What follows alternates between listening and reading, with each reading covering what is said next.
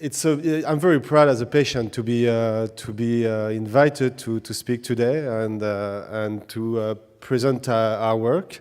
We always present together, so that's part of what we call the Montreal model. We think that we always should be at least two to present, a patient and an healthcare professional. It can be a doctor or someone else. It can be a patient, but it can be also a family member.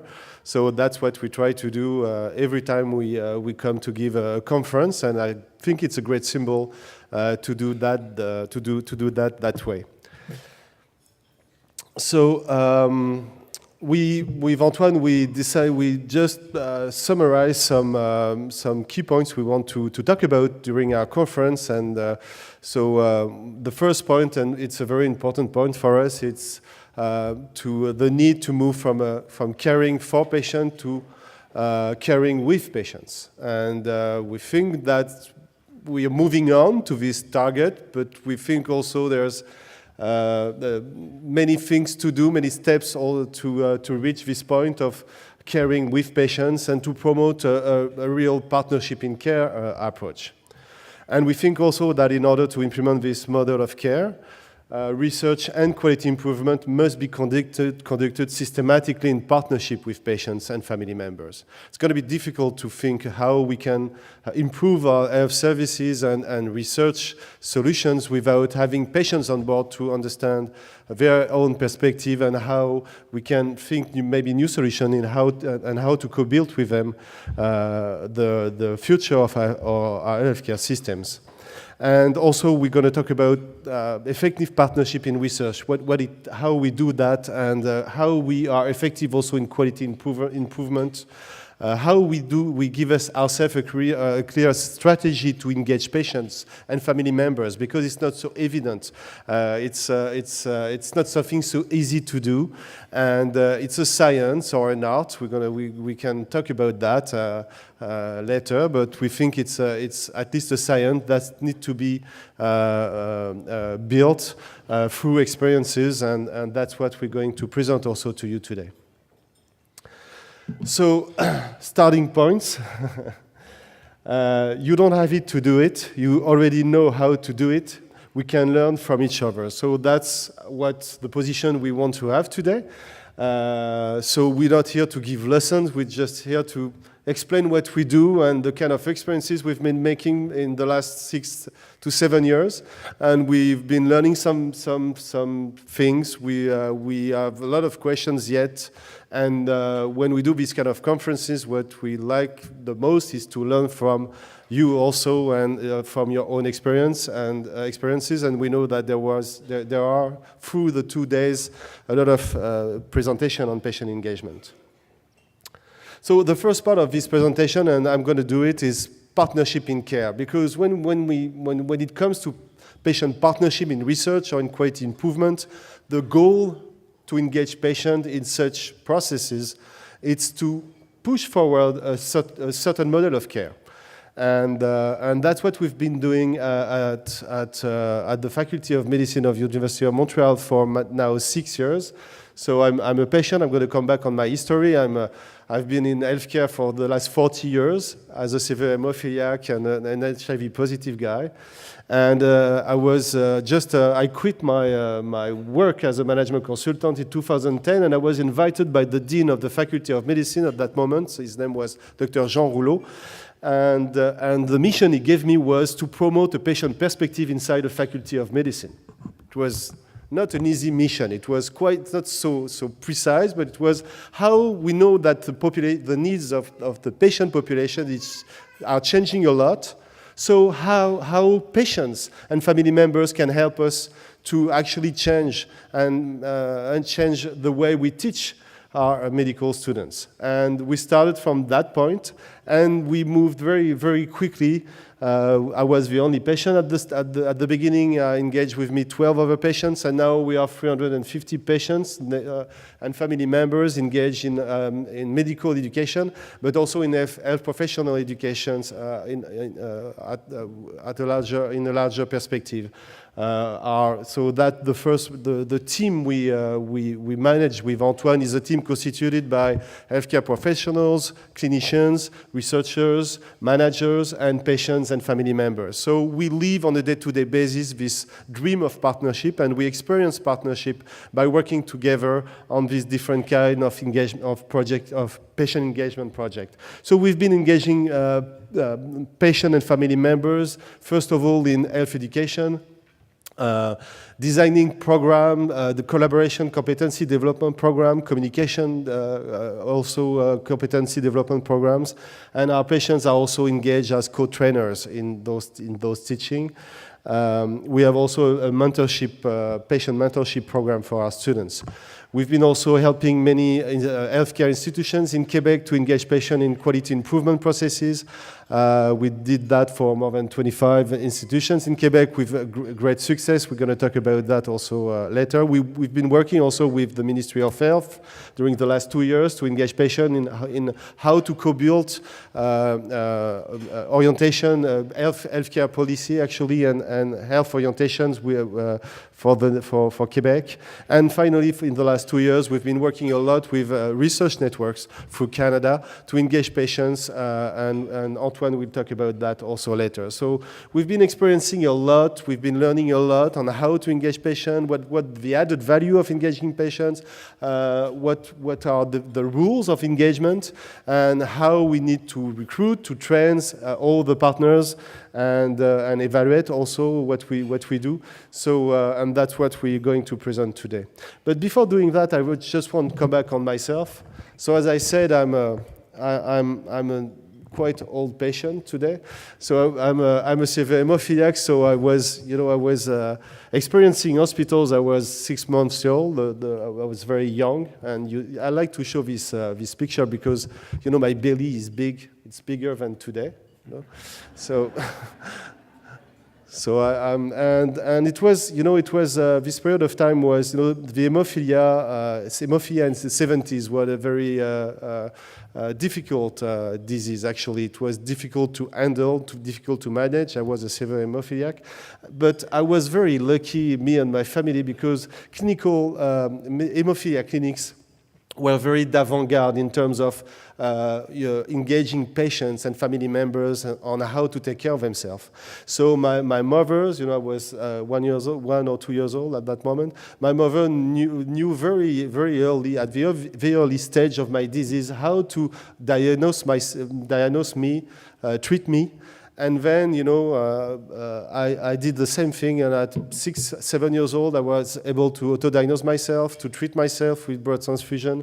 I was able to, just evaluate how much I needed to go to the hospital, or if I can stay at home, and if I had the competency to treat my bleeding or not. So it was, the minimum capacity to be autonomous, the minimum capacity to have a normal life, the minimum capacity to go to school and have an education and so on. So that's, the big part of care that we don't see in the hospitals, and that's the role that my family doctor played at that moment was very important, because it was, the last step before being hospitalized, and he was my first partner to make sure that I was going to be to stay at home as much as possible, and that was my goal.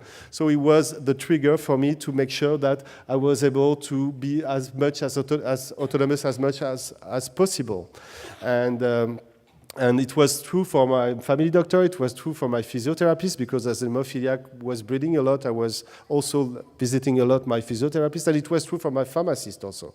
So there were the 3 healthcare professionals actually who played a huge role, in primary care, to make sure that if I would go to the hospital, it would have been for the right reason.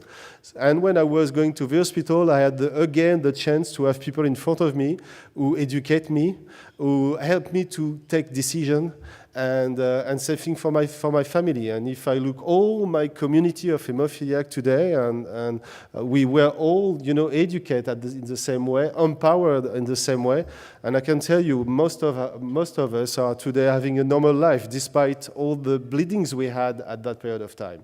I was the only hemophiliac able to ski. and I've been skiing for 45 years now, and I didn't have any problem by skiing, and it was a lot of the reason of that, it was mostly because I was able to take care of myself. And that's one of the big messages of today when it comes to primary care. I think primary care, the biggest challenge is to make sure that your patients and their family members increase their capacity to take care of themselves, and that's the kind of role a huge role you play in the community. I was 14 years old when I was blood contaminated by AIDS. So at that moment, I entered in a totally new world of care. It wasn't, easygoing hemophiliac world. It was a much more difficult world. And so I was 14 years old. I was quite young at that moment.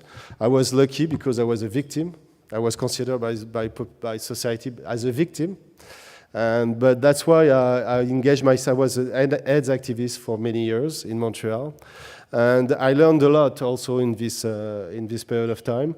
And what we learned a lot in the AIDS community is that the power of peer-to-peer training, the power of how much a patient and family members can build on their experiential-based knowledge. And how much from this experiential-based knowledge we can develop competencies, care competencies, and how much we can help each other. And I think that's one of the big lessons of AIDS between the 85 to 95 period, during the period of time where there was no treatment. One of the things we've been learning is that patient had very high added value experiential-based knowledge. And that's one of the principle we push forward today in the patient partnership program is how we recognize this experiential-based knowledge of patients and how we make it an added value not only for them, in their capacity to take care of themselves, but also an added value for research, for quality improvement, for education. And that's how we're going to make sure that patients and family members will be partnering with us.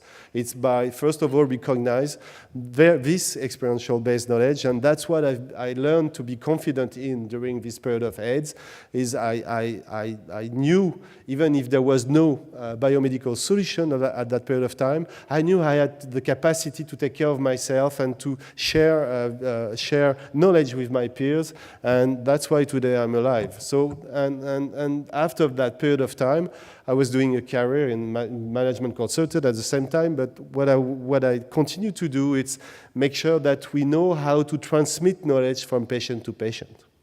And that's what I've been doing also for the last 25 years. So, I had the chance, I can say that, and when I say that, I believe in it, to be at the crossroads of many things, in the last 40 years.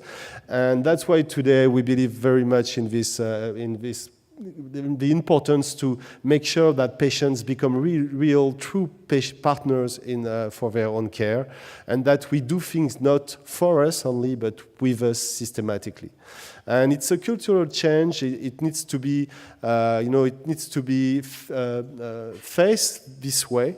It's not easy to do. It's not easy to do in care. It's not easy to do in research, in quality improvement. But it's a change we need to make.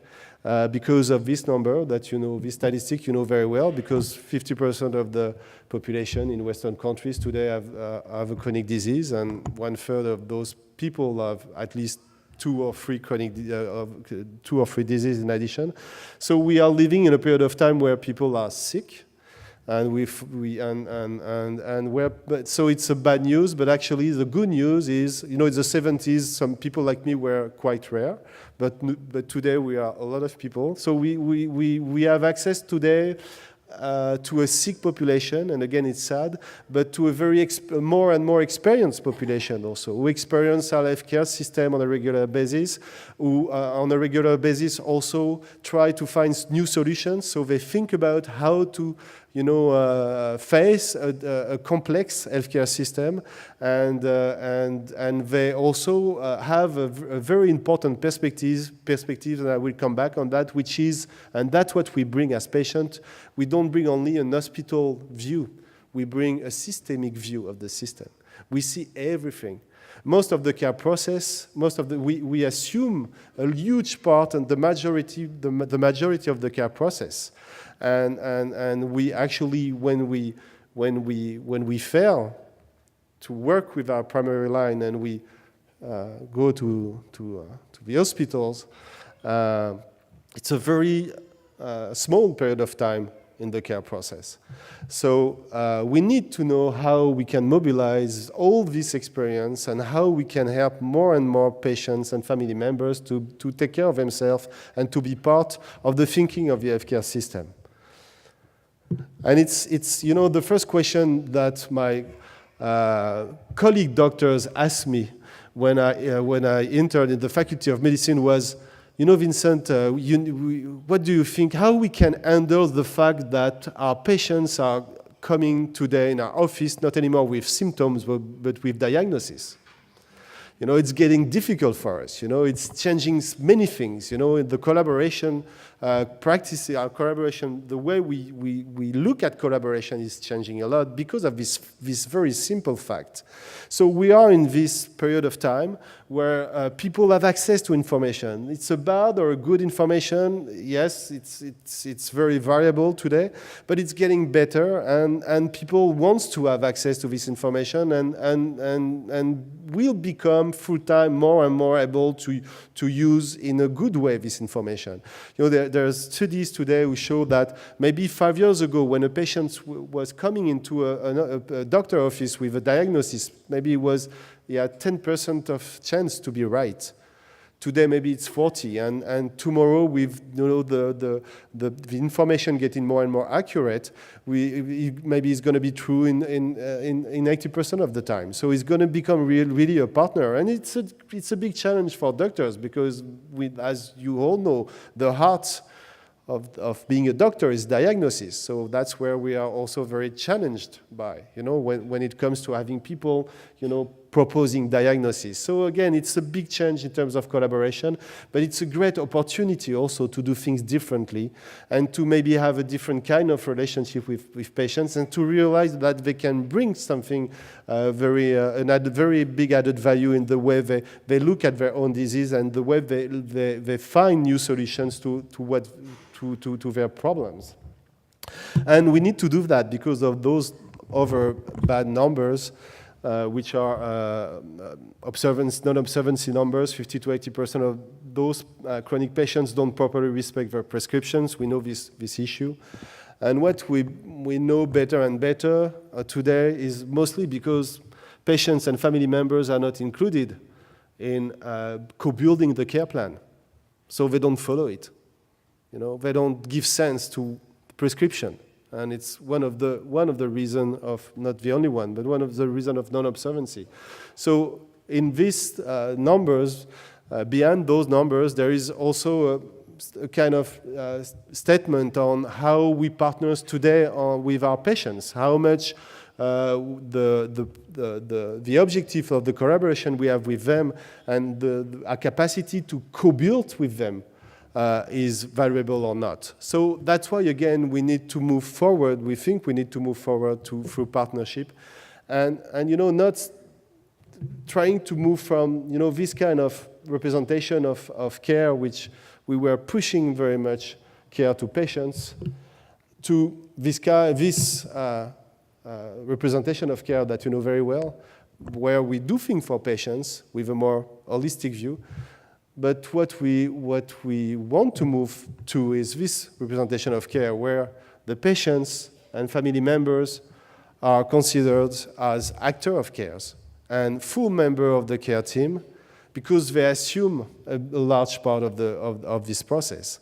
And we think that's what's happening mostly in primary care, because that the kind of partnership we have with healthcare professionals in primary care, we have this this deal that we're going to handle our own care as much as we can, and we're going to rely on you and on your expertise, to make sure that we're going to stay at home and we're going to be able to stay in our community and in our family, and eventually go to the hospital, but that's the last things we want to happen. So that's how we teach collaboration today at the Faculty of Medicine of University of Montreal on this partnership model.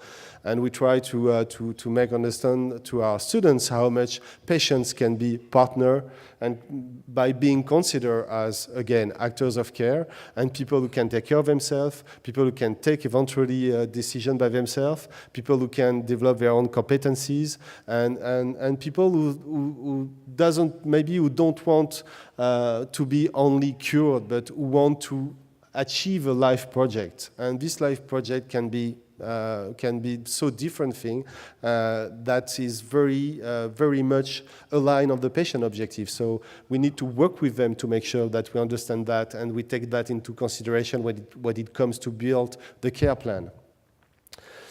So one of the main, the discussions, very hard discussion we had in the last 6 years is how does it work? How partnership works? What it takes to make sure that we recognize each other as partners in care.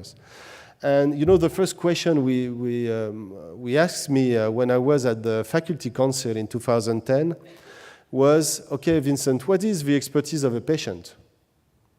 And it's a good question. What is the expertise of a patient compared to the expertise of healthcare professionals? And we've been working a lot on that. And we had the chance to have PhD students who've been working on that in the last years. And we came to this first representation by a very simple one by saying, on one side, we have maybe healthcare professionals who are experts of the disease. And on the other side, the expertise of the patient is the expertise of living with the disease. And we need to have those two expertises to make sure that at the end of the day, we're gonna work together, have common objective, and focused on how to cure, how to take care, but also how to achieve a life project and to make sure that all the caring activities are very aligned on the specificity of the patient and the families. And that's how partnership is working. If we don't recognize this reciprocity, it's going to be difficult to work in partnership. So that is real in care. But Antoine will come back on that. But it's real also when it comes to partnership in training, partnership in research, partnership in quality improvement. If we invite patients to work on how to improve quality, we need to know why. What is the legitimacy of the patient? And that's a very important question. And his first legitimacy is expertise of living with a disease, his experience of living with a disease, his capacity to make a universal solution very specific for himself and for his family. And that's how a partnership between patients and healthcare professionals works mainly. It was, in my case, when I was in the middle of the 90s, my clinical situation was really good. I wasn't taking any drugs, and my CD4 were low, but it was okay. I didn't have any clinical effects, so I had a quite normal life. And then arrived the first antiproteases. And what were the first reflex of my healthcare professionals was you need to take them. If you don't take them, you're going to die. Okay, and I understood why they were saying that, and in a certain way they were right, but in my own perspective, I wasn't ready to do that. I wasn't ready to live with side effects of that. I was studying, I was in good shape. I did not know why I had to take those drugs because it was maybe the first one who were very efficient against AIDS. But it was a big conflict between me and my healthcare professionals to say, my condition is not as good as you want, but it's not so bad. I can hold for a moment and we can maybe work together to see how much I can handle the situation without taking the drugs now. And if something happened, maybe I will change my mind and I will do differently. But can we work on some other solutions?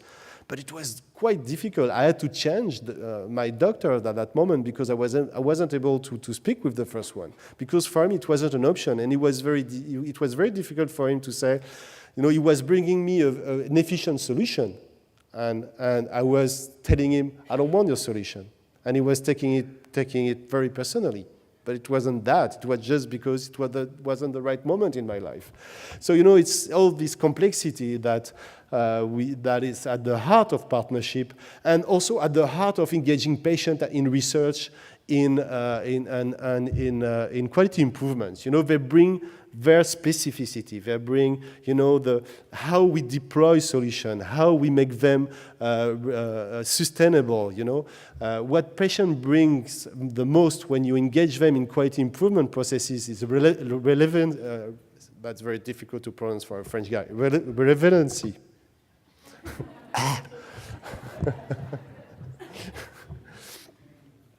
And you know, that's numbers. The statistics were bring on 2 years ago by Angela Coulter, who is a researcher in patient engagement in Great Britain, and she put in perspective that actually 5 to 10 hours is the average annual time spent by a patient with a chronic patient with his health professionals during a year. And the first time I saw this number, I said, well, that's too little, you know, and I did the addition for me, and it wasn't over 10 hours, even with all my conditions. It excludes the time I'm looking for a parking, the time I'm waiting, you know, sometimes we wait a lot, but it's just quality collaboration time.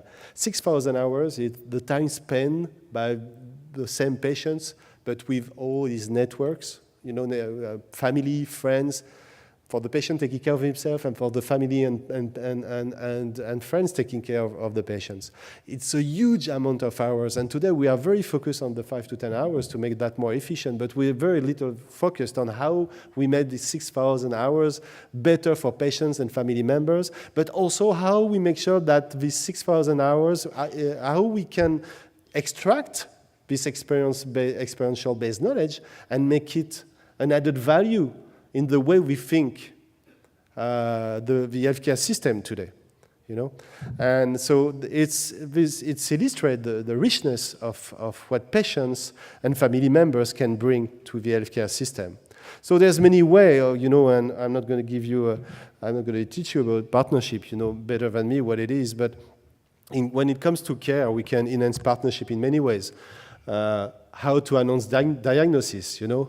The way my own diagnosis as an HIV guy was announced years ago was catastrophic, and it has a huge effect on how I collaborate today and how I'm still conditioned by this moment, even if I worked a lot on that. After that is how you give information to patients, how you develop their competency in the healthcare system, how you negotiate options of care with them, how you help them to self-manage themselves. I believe very much that the first goal of a care process should be to make sure that people are able to self-manage themselves as much as possible. And how we get them, we help them to reach autonomy. One of the first goals of a care process in a chronic perspective should be autonomy. Autonomy of patients and capacity of family and friends to help these patients. So that's what partnership is all about. And I will finish on that. What we need not to forget when it comes to partnership and engaging patients in research and quality improvement is that today, and it's true in Canada, maybe not in the States, I don't know the States so much, but when we do exercise, quality improvement exercise or research without the patient, chances are we're going to be very focused on hospitals, on what happens in clinical settings. And we're going to stick on a very hospitalocentric view. If you bring patients on board in research, in quality improvement, they're going to bring everything also is around the hospital. Is what happened before, after, the kind of decision they take, the multiple links they have with their healthcare professional in primary care, how they mobilize their own communities, how they work with family members and so on. And that's the picture we need to have, the systemic picture we need to have to work efficiently today in terms of how we improve quality. We can't just improve quality in this, here, we need to improve quality and make research on all that. And that's what patients will bring if you invite them in this kind of exercise, as many of you, I guess, experience. So that's why for reaching this goal of patient partnership in care, we need to engage them in governance, in research, in education, as partners, and Antoine will come back on that. And we cannot just think about how we can partner better with patients in care without having them on board. And again, this exercise is difficult to do, but we need to go to a way of looking at the healthcare system, nothing with a principle that is nothing without the patients. The patients are the one who are going to help healthcare professionals and family members with their huge experience to find new solutions, new way of looking at services, and new ways of looking how we can handle the challenges that our healthcare system is facing. So co-leading, co-deciding, co-building, co-designing, co-caring. I think we believe very much that's what we need to do. And now Antoine will explain how to do that. It's really nice to be presenting with Vincent in front of the NAPCRAG community for this conference. Last time I spoke, I was a young researcher doing research on patient engagement, and since I met Vincent 2 years ago, I started to become a researcher doing research with patient on patient engagement, and it's something that really has changed the way I look at this issue.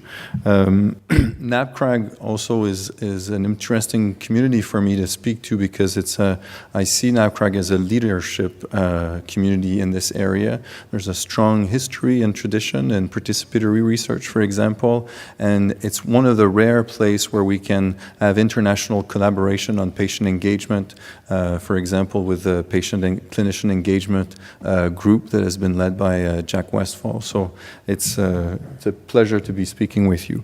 So I'll build on what Vincent was talking, and Vincent's built a strong case on why we've moved in clinical care from a model of paternalism, doing things for patient, to a model where we do things with patient. And what I want to draw here are the implications for how we do research, quality improvement, and health system design. So in the way our system is built currently, the system has been built to help clinicians to provide care to patients. And accordingly, the research enterprise has been largely been doing research on patient, the results of which we've used to do quality improvement for patients. And then we've been gathering feedback about patients, about their experience, to help us improve the way we work and we design the health system.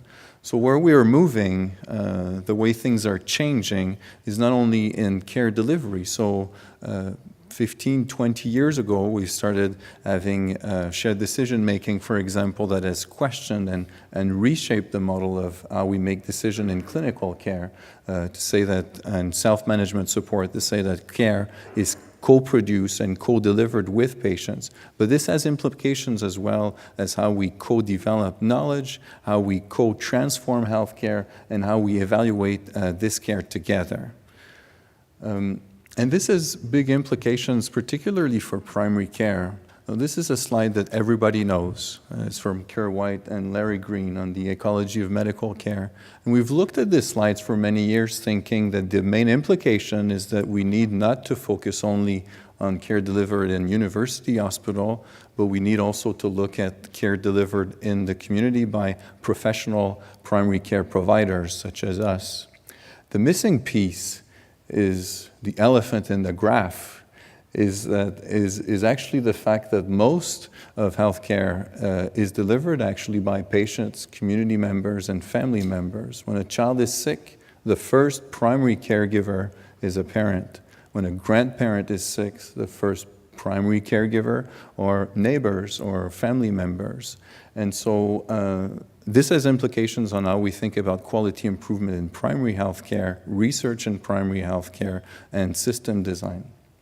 So, which means that as we broaden our thinking about patient partnership, this partnership that we've been thinking about in care then has implication on how we do teaching, which means, and that's been the sort of examples that have been given by the team of Vincent, where we start teaching together, where patients become teachers, teaching professionals, and professionals teach patients, or patients teach patients, where we do quality improvement together, research, and policy making. Now, this is a big trend internationally. When I started in this area, working on patients' involvement in clinical practice guideline, this sounded quite bizarre. And 10 years ago or 15 years ago and later, then it's becoming really mainstream in a very large area, also with a bit of confusion because there's many different ways to look at patient engagement, and this is an area that is really at the crossroad of different research tradition, including participatory research, co-design, shared decision-making, patient-centeredness, integrated knowledge translation, self-management, et cetera, all of these things we call patient engagement, and that creates confusion. Creates confusion also because the way we can engage patients can be very different. And so our way to think about this is to distinguish, for example, approach where it happens that patients engage with professionals in confrontational way, where the way to try to influence the healthcare system is to get out in the streets or to lobby professionals or decision makers. Another way that we can engage with patients is to provide them with information, developing education material for them, or sharing the results of our research through the media. We can also try to consult with patients through surveys, focus groups, invite them to participate in ad hoc meetings with a beginning and an end. For example, we could invite patients to one conference, but then we go back to our world and we keep working among ourselves.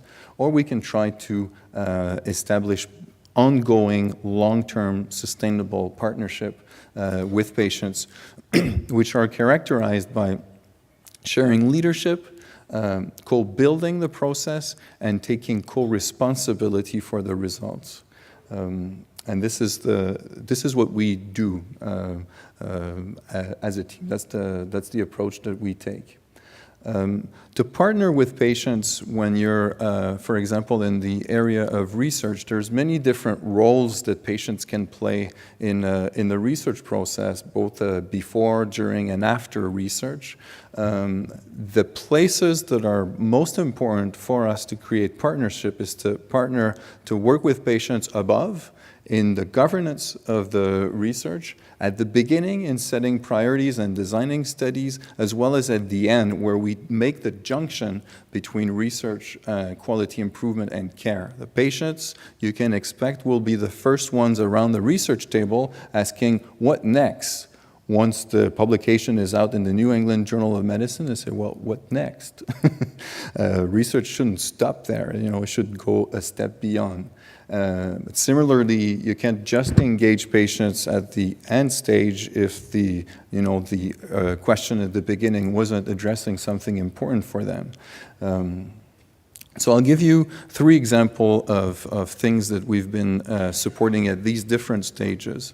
So in governance, something that our team has done with a number of research networks, including research networks in primary care, like Réseau or Network of Network in primary care in Quebec, is to support the engagement of patients in the governance of research networks, both at the strategic level, so for example, the boards of research networks, at the tactical level in co-leading the research themes or the core of research networks, as well as at the operational level in working together and co-leading certain research projects with researchers that are most amenable to these partnership approaches, and I'll give you examples of how we pick that. At the priority stage, we've conducted a number of exercises. This is an exercise in priority settings that we did with 200 patients and professionals. And you can see that patient engagement at this stage really reshape or realigns where we should focus on for quality improvement. And what we found consistently, so this is an example in primary care, but we've done this with research network in autoimmune disease or in nephrology, and the shift is consistently towards generic aspects of quality or things that are related to the relationship between patients and providers, which are areas that are understudied currently. The move we see also is a move towards more applied research at the health service level, addressing psychosocial and determinants of health and population health approach, as opposed to more biomedical approach. And this is important implications for research communities like ours, which is, the things that we try to push. Patients are actually allies in this area. And working at the knowledge translation level, one exercise we did recently on a very controversial topic, that Canada has just legalized medical aid in dying, and this has been quite a controversial policy debate, as you can imagine. Well, there was one thing that everybody agreed on, at least on paper, is that end-of-life decisions should be made together with patients and health providers, and we should support informed, caring, trustful conversations on end-of-life decisions. However, the reality of what sort of information is available was a huge gap. So if you see the information currently available being developed for patients for medical aid in dying in Quebec versus for professionals, we have a 4-pager information with just a definition of the different end-of-life care practices that has been designed for patients, that is very hard to find, and a 90-page clinical practice guidelines covering, all the aspects of this care for health professionals. And then professionals say, well, patients don't understand, and it's really hard to have a conversation. So the exercise we did with patients and professionals, with about 100 participants, both face-to-face and online, was to identify core information needs that both patients and professionals had, and that the sort of basic common information that they required to work in partnership through these decisions. And we've been really struck by in this example that the questions that should be addressed for patients is not just doing a lay version of the professional guideline. Questions like, well, how are we going to deal with rituals? What's the role of informal caregivers? What's the implications for my personal insurance? Were brought up by patients. So which again brings the point of, partnership with patients is not just at the information stage, but at designing, what's the right question that we should be addressing together. So in order to do this, a couple of conditions for success. In consultation approach with patients, you can go through really broad, consult through surveys, very broad groups and large groups of patients. When you work at the partnership level, for example, in co-leading a research project or a research network, obviously you work with small number of people. And these people need to have to develop specific competences to be able to play this role effectively. What we found, and that's a lot of the work of Vincent and Luigi Flora, who's a patient who did his PhD on the competences of patients to partner, is that we see a continuum of competences that are being developed first to care for your own condition, in partnership with the healthcare professionals. And the kind of competences that you develop there, being able to express yourself, listen, negotiate a plan, then apply as well when you are engaged at a more upstream level in quality improvement and research, where you need to develop other skills. For example, from recounting what happened to you to telling a story that will have meaning and help and contain messages that are important for quality improvement and research, and then develop leadership skills. Similarly, not all researchers and not all professionals are equipped to similarly to partner with patients. And so when we pick, for example, the pilot projects in the research networks where patients will work together with researchers, the sorts of attitudes and competences that we seek from the researchers and professional perspective are first being open to learn from patient, not just being open to tell patients what to do or to teach them something, being willing to share power, being to invest time and resources. It takes time to build relationship, trust, and resources to create these partnerships, and being ready to be flexible in your project goal, that it's going to steer yourself in unexpected directions, maybe.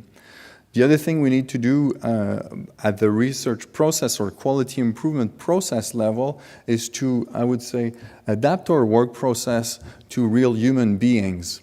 And one thing we tend to forget is a lot of our work is adapted for superhumans.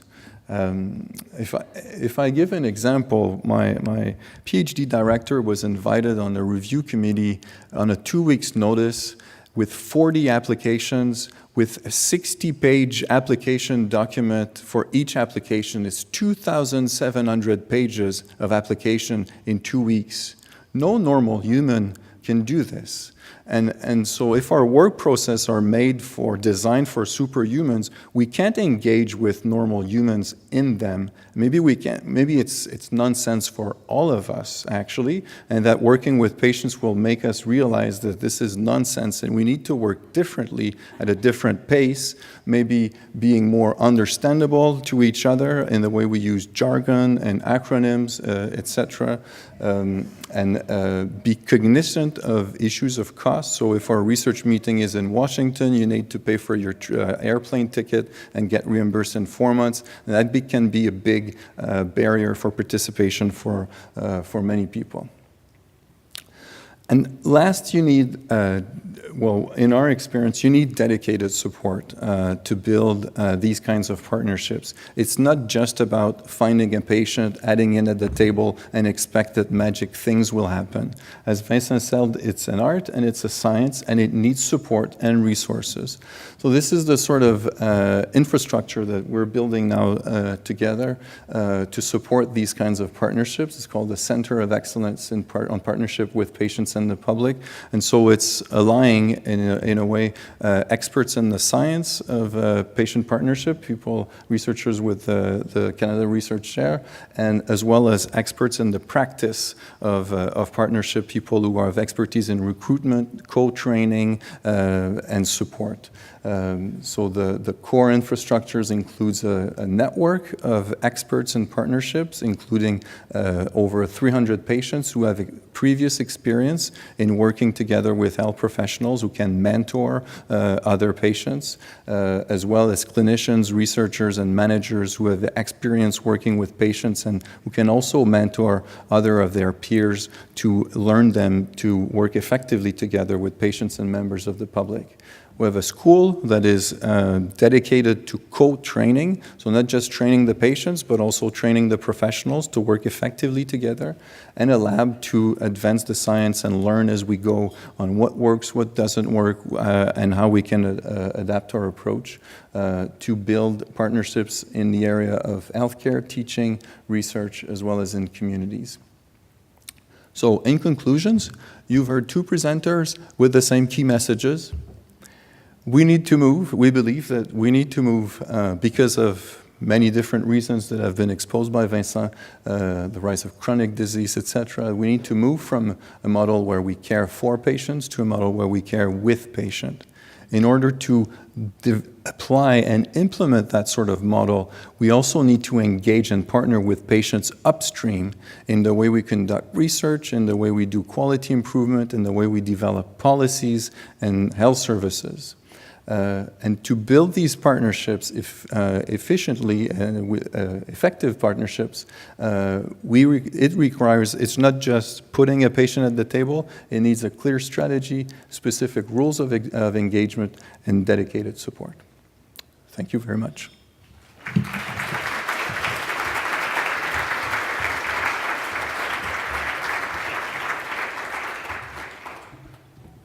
I'm just wondering if I can get you to go back to the competencies that we're looking for in patients. You started off saying that the first competency is the ability to care for themselves and reflect on that.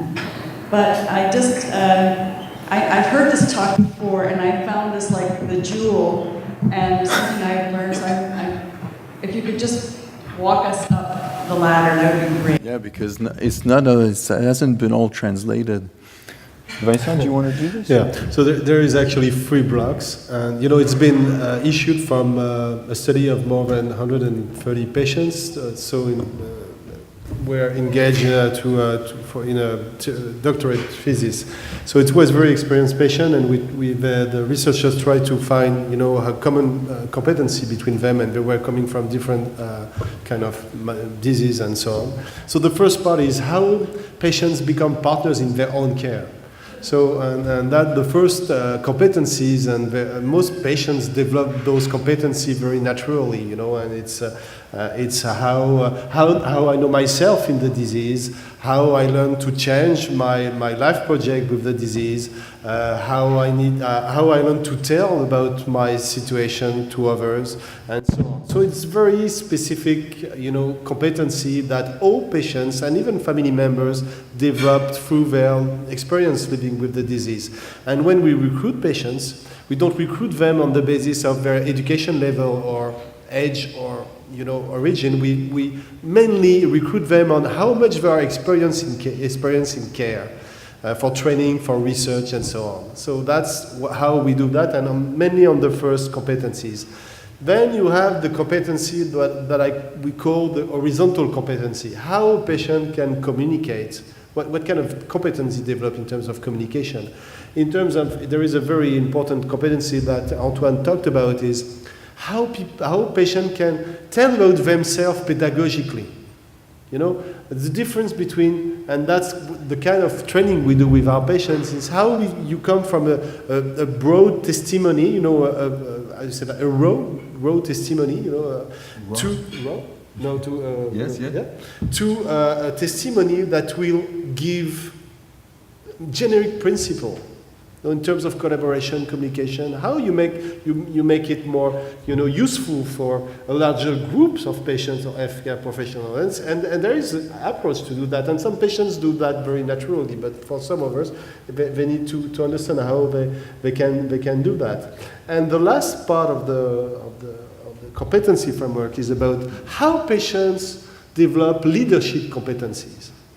Because through their experience in the healthcare system, they develop a capacity to understand networks, strategic links between people, and so we have them to actually realize that they have the basis of those competencies and how we can enhance them, And so again, it's how you become a partner in care, how you come into a relation with people, that's the second block, and the third block is how you lead your own situation, and how you can co-lead with actually healthcare professionals also. Can I add just 2 things? One point that struck me that I think is important in this framework is also the ability to have reflexivity towards your own condition. And it's in a way very similar to how we think about the reflective practitioner, in quality improvement. People who can take a step back from their own experience and try to think about what are the possible implications for other people in their community, which also has an implication as to the right timing for engaging a patient in relation to their own condition. So it has happened to us in certain situations to work with people who are still so close to the event. It's so emotional that it's really hard for them to communicate and work through a research project or quality improvement because it's still too early. but maybe, you know, a couple of months later or a year later, it's going to be possible. The other point I want to raise about this is the issue of disadvantaged and vulnerable population.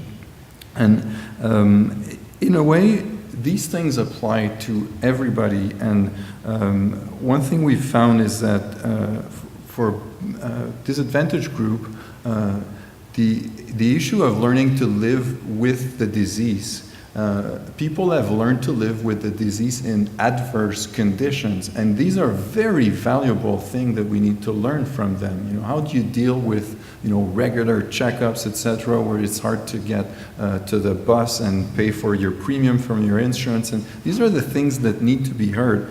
The other thing that has struck me in previous project was to recognize that level of education is not necessarily correlated with the ability to effectively communicate in a team meeting, especially when you're communicating verbally. And so I remember seeing people with primary school education being very effective in communicating what they wanted in a meeting, using metaphors and images and testimonies that are, you know, very strong. Yes. Hi, David White. I'm a family physician at the University of Toronto. I'm with several organizations that have had discussions along this line. We really need to do this. And we haven't got beyond the point of, we really need to do this. So I would like your advice on actually doing it, and particularly getting started with organizations that intend to do it, think it's a good idea. Your comments about how you got started, if there are any absolute pitfalls to avoid. There's one recipe for stasis is, wow, these guys are doing it so great. If we don't do it like that, we won't be good enough. So we would like to learn from where you got to, but I personally would benefit from, and I think a lot of organizations would benefit from how you got started. Mm-hmm. So maybe one of the first key factors of success was to start small, but good. And it's very magic, actually. In all the experiences we did, it was very difficult to start, but when it has to be very well prepared.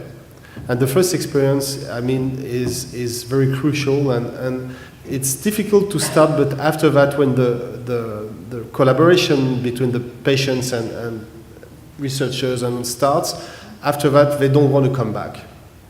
When it works, I mean, everybody recognizes very quickly the added value of that. For instance, the networks we presented with the CNTRP, the Canadian National Research Transplant Program, so a transplantation program of research in Canada.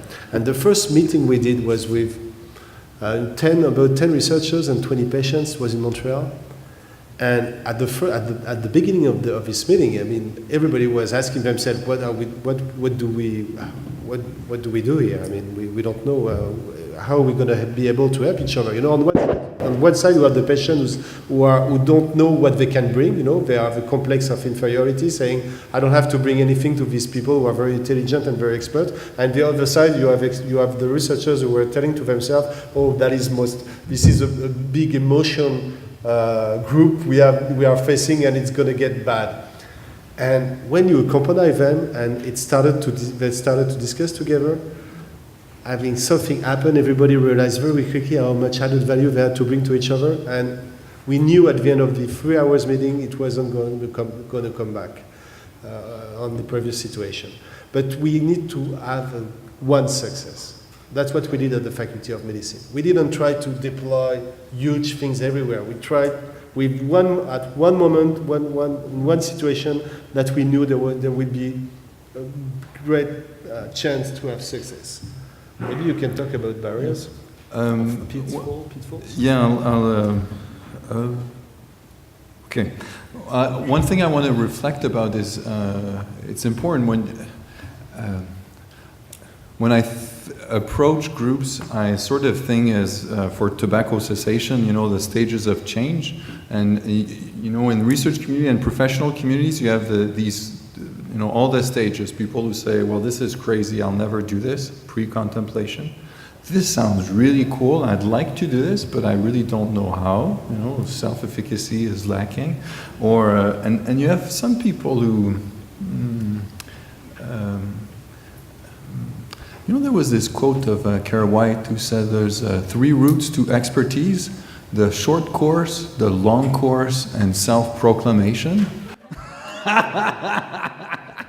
And there's certain certain people, you know, are engaged and have experience and all that. The dangerous groups are those who think they know how to do this, but not really, and then it's really tough because bad things can happen. You know, we've seen cases where, you know, patients walk out of the room crying, or where it's very confrontational, and so it's not magic powder. It's not just about throwing it in the mix. So possibly pitfalls, you know, willingness to learn, and I would say probably humility. In a way, for me, is the key attitude when you engage in patient engagement. And it's okay if, you know, hearing the way you frame the question recognizes that you don't have all the answers, and this is great. You know, you have don't worry, because patients have all the answers. Don't worry about it. And it's the same thing. You know, probably that the patients, before coming into the room, they have the same anxieties as you. What do I know about research? What do I know about healthcare? How can I contribute? How can I, you know, I'm just one patient, how can I speak on behalf of others, all that stuff. So there is anxiety on both sides, and usually what we observe after one event, if it goes well, is reassurance from both sides. It wasn't as bad as we thought. People didn't come with signs and saying, we want this, and etc. And if I can add, it's in that perspective is leadership. We need to have leadership. You know, this initiative at the Faculty of Medicine wouldn't have been possible without this dean who said, I want that to happen. And he protected the experience. You know, so he has to come because it's a cultural change. So he has to come at the biggest level. You know, Jenny, same thing for your network. It's because you and with Shandy, you know, you stand up and you say you put a strong leadership on that. Without leadership, you won't be able to make a structural change. So it's not going to be the key factor of success. But if you don't have that, it's not going to work out at the first place. So, in other suggestions, start with a coffee with a patient. And one thing I've heard from Jack Westfall as well is, you know, first time you date somebody, you don't ask them for marriage. So it's okay to go out for a coffee, and doesn't have to be the beginning of a 10-year relationship. You don't want to marry me? Well, you know, we've progressed. But we give this example, but, you know, when we met 2 years ago, it was bad. We were a bit suspicious of each other, and it wasn't a good first meeting. No, and now it's going better and better. We've moved through the bell, you know, we've had confrontation, and it's all that. But it's trust building, it's relationship building, and you all know how to do this in a way. Yeah. Thank you so much to both of you for the presentation. I want to give you some feedback. Your work inspired us at the Agency for Healthcare Research and Quality to do some similar work to the U.S. model, both here in the PBRN community. But we also published a paper on, maybe through triangulation, that came to the same thing. It's about partnering with patients within their own care, healthcare systems, partnering with patients to improve care with patients. But we took something, interestingly, that I didn't see in your model from you.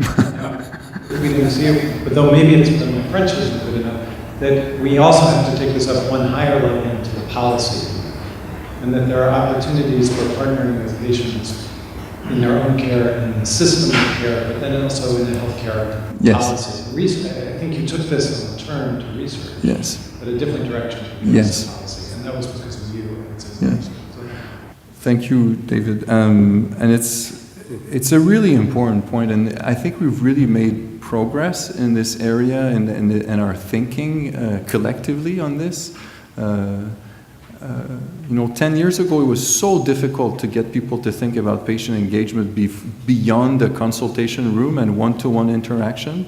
And then, you know, it's starting to become a little more mainstream in quality improvement research. I agree with you that the policy level, the way to influence remains largely through representative democracy, elections, all of that, but the opportunity for, you know, more direct engagement are more rare. The examples are more rare. We've had a few opportunities of working with policymakers in our area, and again, it's the same thing in our experience as working with some researchers. We, you know, certain policymakers, they do have this willingness to listen and develop policies with patients and open their book, and the key ingredients are quite similar in a way.